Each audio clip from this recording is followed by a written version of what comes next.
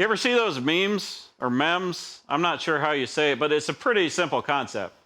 Usually take an iconic picture like a Baby Yoda or an annoyed gymnast or Boromir from Lord of the Rings, and you put words over like, one does not simply expect a farmer to be able to read from a teleprompter.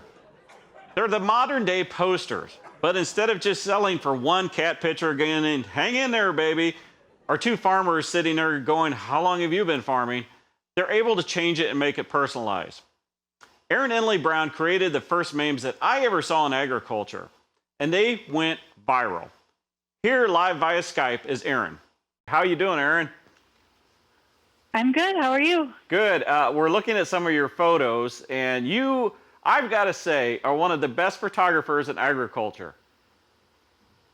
Well, thank you. Yeah, that's a pretty big compliment, isn't it? That is. Yeah. That's a huge compliment. You don't seem too excited about it.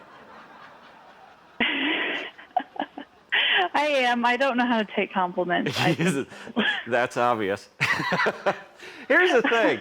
I remember seeing your pictures long time ago, and you were putting the facts on there. You were like the ones that were doing the original memes, or memes, or memes. What do you call them since you invented them? I think they're called memes. But yeah, it's, I don't know. What, were you working for somebody when you started doing those? No, I was in college. I was actually at our community college, and I had an internship where we were supposed to create social media content. And I've always just kind of messed around in Photoshop and on PowerPoint when I was little and just started overlaying the words over top of the photos. I thought it would work on social media. Well, they did. They took off. I mean, it's such a simple concept, but here you were taking very cool agriculture pictures and putting facts with them to where people could put them out on social media, and the picture would grab their attention, but yet they would read the facts and learn something about farmer. Was that your plan, or was this just luck? No, that was the plan all along. I kind of did my research on what a lot of the other interns were doing, and at that point in time, a lot of what was on Facebook was just like a gallery of photos, or it was just like a text status. Mm-hmm. So I thought if I combine the two, more people might pay attention to the content that I was putting out there, because I was very afraid of being a failure and nobody listening to what I had to say. So I just wanted to do a good job for my internship. Now, how did you get into photography? Well, I had my senior pictures taken just like everybody else, and I looked at the bill, and I was like, hey, I could do this. And I bought a camera with money I earned chisel plowing, because I told my parents I'd like a camera, and they said, well, there's a tractor out there. You can go earn one.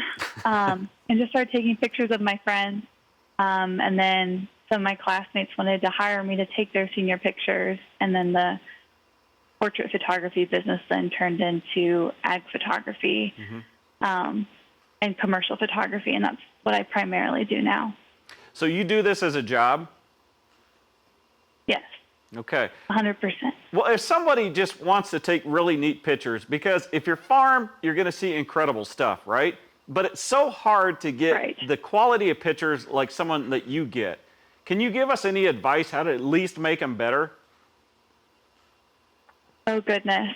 iPhones these days, they do incredible things. I mean, half of the battle is just being there when that beautiful scene happens, because if I'm not already there, it's very hard for my parents or my friends to call me up and say, hey, Erin, come out here real quick, because I'm going to miss it. So half the battle is just being there.